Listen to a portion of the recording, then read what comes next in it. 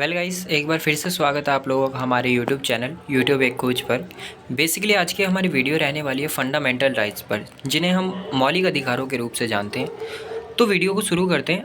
अब देखिए, अगर आपको वीडियो में कोई भी डाउट वगैरह रहता है तो कमेंट सेक्शन बिल्कुल खाली है, आप लोग कमेंट कर सकते हैं वीडियो में आपको क्या समझ में आया और क्या समझ में नहीं आया। अगर आपको वीडियो पसंद आती है तो वीडियो को कमेंट में ज़रूर बताइएगा, इससे हमें एक मोटिवेशन मिलता है आप लोगों के लिए अगली वीडियोज़ बनाने के लिए। ठीक है, तो मैं वीडियो को स्टार्ट करता हूँ। अगर आपको मौलिक अधिकार से रिलेटेड कोई भी आपके डाउट्स है तो इस वीडियो में आप लोग क्लियर होने वाले हैं, तो वीडियो को शुरू से लेकर एंड तक ज़रूर देखिएगा।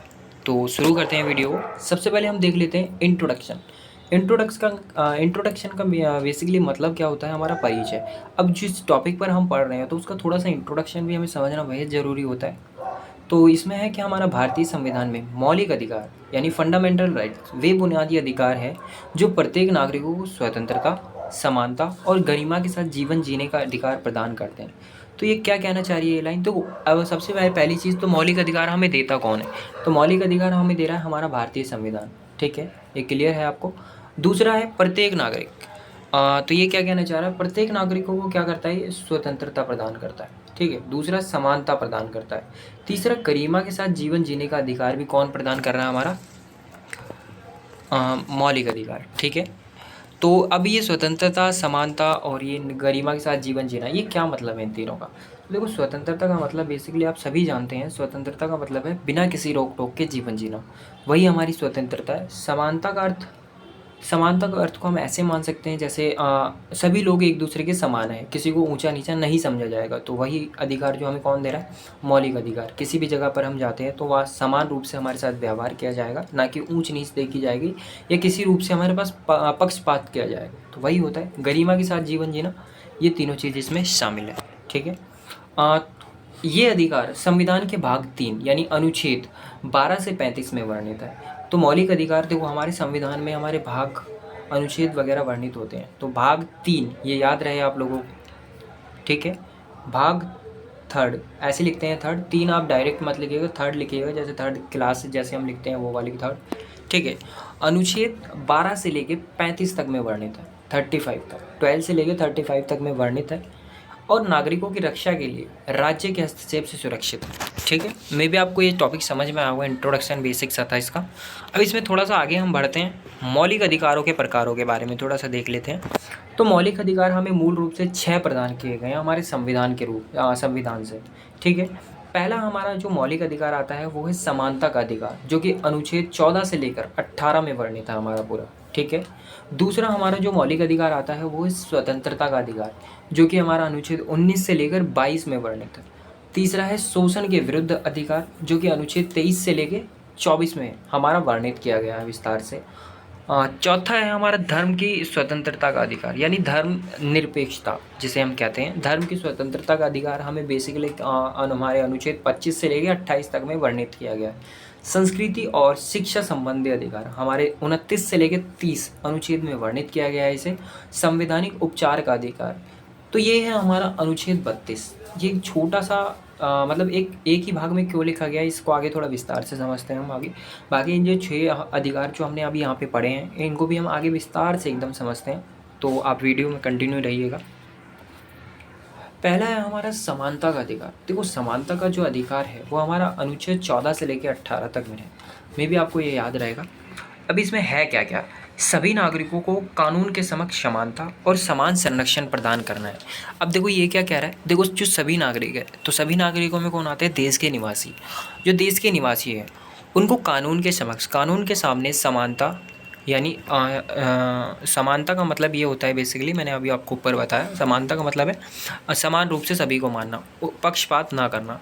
ठीक है, वही है समक्ष समानता और समान संरक्षण प्रदान करता है। ठीक है, पहला ये हो गया।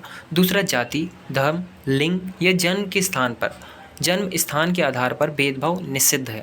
मतलब किस जाति से है, किस धर्म से है, क्या लिंग है, क्या जन्म स्थान है, उससे कोई लेना देना नहीं है, सभी को हम समान रूप से मांगेंगे। ठीक है, मे भी आपको ये समझ में आया होगा। तीसरा है हमारा सार्वजनिक स्थानों में भी सभी को समान अवसर और सुविधाएं उपलब्ध कराना, जो कि गवर्नमेंट सेक्टर्स जिसे हम कहते हैं, सभी को समान रूप से अधिकार देंगे, हम समान रूप से अवसर प्रदान करवाएंगे। तो ये आपको अच्छे से समझ में आया होगा, समानता का अधिकार है ये आपका, मैंने मोटा मोटा आपको क्लियर कर दिया। अभी कभी इन फ्यूचर आपको एग्ज़ाम वगैरह में देखने को मिलता है, तो आप लोग लिख सकते हैं इसके अकॉर्डिंग, ठीक है। आप इसको अपने अकॉर्डिंग डीपली और थोड़ा लिख सकते हैं, ठीक है। मे बी मेरा मेरा मुख्य उद्देश्य यही है कि आप लोगों को टॉपिक समझ में आना चाहिए, ठीक है। तो दूसरा हम एक बार मौलिक अधिकार पर नज़र डालते हैं। दूसरा है हमारा स्वतंत्रता का अधिकार, तो जो कि हमारे अनुच्छेद 19 से लेकर 22 में वर्णित है। तो इसमें क्या क्या है हमारा, पहला है हमारा व्यक्तिगत स्वतंत्रता की रक्षा करता है। जो व्यक्ति की पर्सनल स्वतंत्रता है उसकी रक्षा करेगा हमारा स्वतंत्रता का अधिकार, जिसमें अभिव्यक्ति, सभा, आंदोलन और व्यक्तिगत स्वतंत्रता शामिल है। अब देखो, अभिव्यक्ति का मतलब है खुद के रूप से बोलचाल, मतलब हम किसी के भी लिए बोल सकते हैं, हमें उतनी स्वतंत्रता दी गई है, ठीक है। अब ऐसा नहीं है कि पूरी रूप से स्वतंत्रता दे दी कि हम किसी के भी खिलाफ कुछ भी बोल दें, ऐसा नहीं है। बट हाँ, हमें अभिव्यक्ति की स्वतंत्रता है, जैसे हमारी प्रेस वगैरह होती है उसको अभिव्यक्ति की पूर्ण स्वतंत्रता होती है, वो कह सकती है, ठीक है।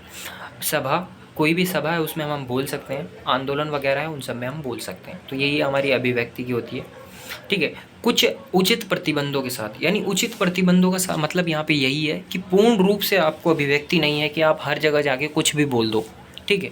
जैसे अब अगर कुछ भी आप शब्दों का अगर आप प्रयोग करते हैं किसी सार्वजनिक स्थल पर तो वो गलत है, तो ये हमें हमारा संविधान अधिकार नहीं देता है। तो वही होता है प्रतिबंधों के साथ। ये अधिकार नागरिकों को स्वतंत्र रूप से अपने विचार व्यक्त करने, संगठित होने और आंदोलन करने का अधिकार प्रदान करते हैं।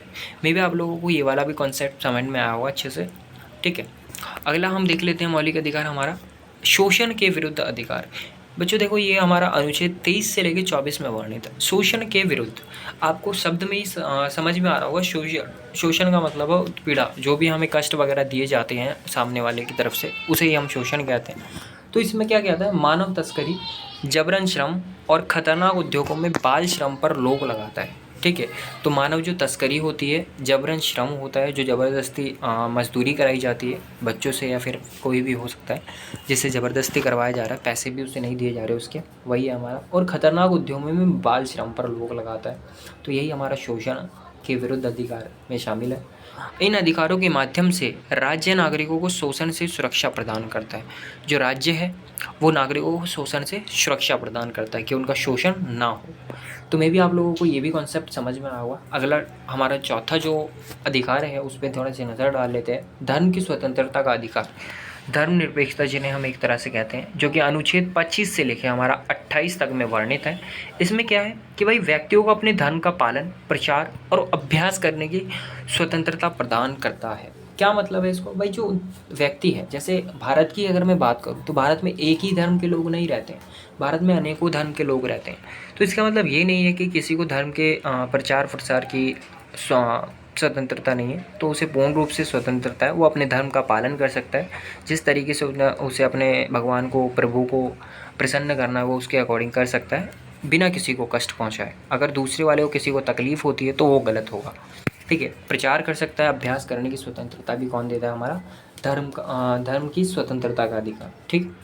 धार्मिक प्रथाओं और संस्थाओं की स्वतंत्रता की रक्षा प्रदान करता है। जो धार्मिक प्रथाएं हैं हमारी, पूजा पाठ वगैरह, संस्थाएं हैं जो हमारी, उनकी भी कौन रक्षा करता है, हमारा धर्म की स्वतंत्रता का अधिकार। तुम्हें भी बच्चों ये आप लोगों को कॉन्सेप्ट समझ में आया होगा। अगर आप लोगों को कोई भी डाउट वगैरह आता है कहीं पे भी, तो आप लोग बेझिझक का कमेंट सेक्शन में अपना डाउट लिख सकते हैं, आप लोगों को आपके प्रश्न का उत्तर ज़रूर मिलेगा, ठीक है।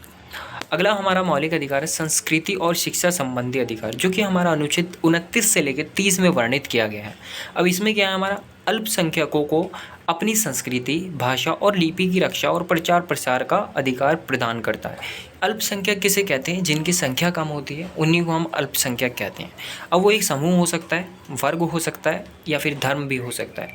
तो अल्पसंख्यक, इसको शब्दों को अगर तोड़ के देखोगे, अल्प का मतलब होता है कम, संख्यकों का मतलब होता है संख्या। जिनकी संख्या कम होती है उन्हें हम अल्पसंख्यक कहते हैं। को अपनी संस्कृति, यानी उनकी जो भी संस्कृति है, भाषा है, लिपि है, उनका वो प्रचार प्रसार आराम से कर सकते हैं, उनको कोई भी उस चीज़ की रोक टोक नहीं। बस कंडीशन यही अप्लाई होती है कि दूसरों को, किसी को उससे हानि नहीं पहुंचनी चाहिए, ठीक है। मे भी आपको ये समझ में आएगा। संस्कृति और शिक्षा के क्षेत्र में विशेष अधिकारों की गारंटी देता है, ठीक है। संस्कृति और उनकी जो शिक्षा है, उनके जो क्षेत्र है उनमें उनको विशेष अधिकार कौन दे रहा है, हमारा संस्कृति और शिक्षा संबंधी अधिकार ही देता है, ठीक है। मे भी आपको ये समझ में आया होगा। नहीं समझ में आया तो मैंने आपको बता दिया उसका सॉल्यूशन। संवैधानिक जो छठा हमारा जो मौलिक अधिकार है उस पर थोड़ी सी नज़र डाल लेते हैं। संवैधानिक उपचार का अधिकार जो कि अनुच्छेद हमारा 32 में वर्णित है। इसमें क्या है, हमारा नागरिकों को सर्वोच्च न्यायालय या उच्च न्यायालयों के माध्यम से अपने मौलिक अधिकारों की रक्षा करने का अधिकार प्रदान करता है।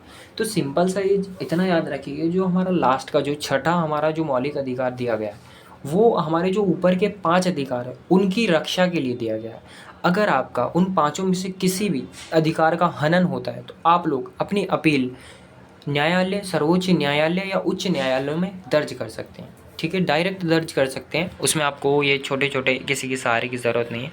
उसमें सरकार आपको खुली छूट देती है कि आप लोगों के अगर कोई भी अधिकार का हनन होता है तो आप लोग उसके लिए अपील डाल सकते हैं। ठीक है, तो यही कह रहा हमारा नागरिकों को सर्वोच्च न्यायालय या उच्च न्यायालयों के माध्यम से अपने मौलिक अधिकारों की रक्षा करने का अधिकार प्रदान करता है। ठीक है, तो ये हमारा अनुच्छेद 32 है जो कि भाग 3 है।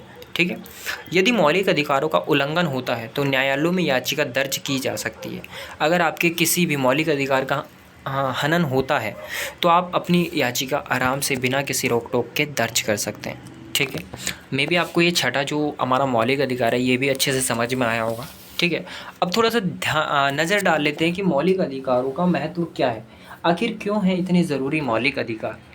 तो देखो, व्यक्तिगत स्वतंत्रता की रक्षा करते हैं हमारे कौन, मौलिक अधिकार। ये अधिकार नागरिकों को स्वतंत्र रूप से सोचने, बोलने और कार्य करने की स्वतंत्रता प्रदान करते हैं। भाई सिंपल सा लॉजिक है, सिंपल सा सेंटेंस है, मे भी आपको समझ में आया होगा। मैं फिर से एक बार रिपीट कर रहा हूँ, ये अधिकार जो है नागरिकों को स्वतंत्र रूप से यानी बिना किसी रोक टोक के सोचने, बोलने और कार्य करने की स्वतंत्रता प्रदान करते हैं। ठीक है, अगला है हमारा समानता सुनिश्चित करता है। भाई समानता जो है, समानता क्या होती है, इक्वालिटी। ठीक है, सभी नागरिकों के बीच समानता को बढ़ावा देता है और भेदभाव को रोकते हैं। देखो, भेदभाव रुकना बहुत ज़रूरी होता है, उससे देश में एकता बनी रहती है। ठीक है, तो वही है हमारे इसमें लिखा हुआ। अगला है हमारा सामाजिक न्याय की स्थापना करता है। जो समाज में न्याय वगैरह जो लाना है हमें, वो कौन स्थापित करेगा, हमारे मौलिक अधिकार। तो शोषण और अन्याय के खिलाफ सुरक्षा प्रदान करते हैं जिससे समाज में न्याय और समानता सुनिश्चित होती है। ठीक है, छोटी सी लाइन, छोटा सा सेंटेंस, छोटी सी भाषा, आसान भाषा, समझ में आई होगी आप लोगों को। ठीक है, लोकतंत्र की मजबूती। लोकतंत्र यानी लोगों का तंत्र, जहाँ पे लोग सरकार को चुनती है। ठीक है, तो नागरिकों को अपने अधिकारों के प्रति जागरूक और सक्रिय बनाते हैं जिससे लोकतांत्रिक प्रक्रिया सुदृढ़ होती है। ठीक है, नागरिकों को अपने अधिकारों के प्रति जागरूक बनाएं कि हाँ आपके क्या क्या अधिकार है, ये हर किसी को पता होना चाहिए, वही है इसमें। और सक्रिय बनाते हैं, उनके लिए सक्रिय बनो, जो अधिकार आपको दिए हैं उन्हें एक्टिव रखो अपने। ठीक है, कभी भी आपका शोषण वगैरह होता है तो आप याचिका दर्ज करें उसके लिए, जिससे लोकतांत्रिक प्रक्रिया सुदृढ़ रहती है। तो मे भी आप लोगों को आज की वीडियो पसंद भी आया होगा। तो मैं इसमें थोड़ा सा और रह गया हमारा, इन अधिकारों के माध्यम से भारतीय संविधान नागरिकों को एक सुरक्षित, समान और स्वतंत्र वातावरण प्रदान करने का प्रयास करता है। ठीक है, जिससे वे अपने व्यक्तित्व और क्षमताओं का पूर्ण विकास कर सकें। उनके विकास के लिए, ठीक है, सबसे बेहद ज़रूरी है हमारे मौलिक अधिकार। मौलिक अधिकार जो हमारे बिना लिंग, जाति, धर्म किसी भी चीज़ को ना देखते हुए सब कुछ प्रदान करता है। ठीक है, हमारी सुरक्षा, हमारे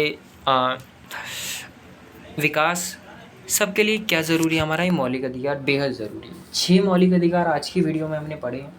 तो मे भी आप लोगों को ये वीडियो बेहद पसंद आया होगा। अगर थोड़ी सी भी हमारी मेहनत आप लोगों को पसंद आती है तो वीडियो को लाइक ज़रूर कीजिएगा। और ऐसी इंटरेस्टिंग वीडियोस आप लोगों को इस चैनल पर एजुकेशनल रिलेटेड वीडियोस मिलती रहेगी, तो सब्सक्राइब ज़रूर कीजिएगा चैनल को। ठीक है, अगर आप लोगों को वीडियो से रिलेटेड कोई भी क्वेश्चन वगैरह होता है या कोई भी टॉपिक समझ में नहीं आया, ये 6 मौलिक अधिकार जो मैंने बताया उसमें से कुछ समझ में नहीं आया, तो आप लोग वीडियो के कमेंट में ज़रूर बताइएगा मुझे।